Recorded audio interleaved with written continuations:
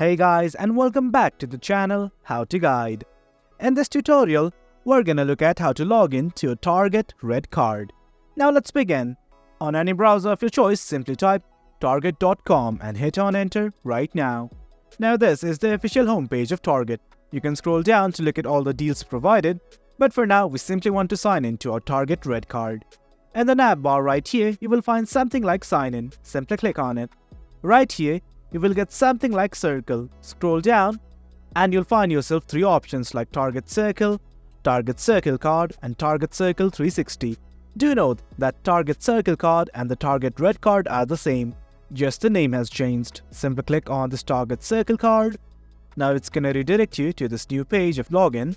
Enter your credentials, that is your email or phone number and your password. In case you have forgotten your password, click on this button right here that says Forgot Password. Click on it and follow the prompts. That way, you can again regain access to your account. Do note that you can also log in using a passkey. Once everything's okay, hit on the sign in button right here and then you will be logged in to your Target Circle account, or also known as Target RedCard. Hope you guys found this video informative, and for more content like this, do remember to hit like, share and subscribe. Thank you.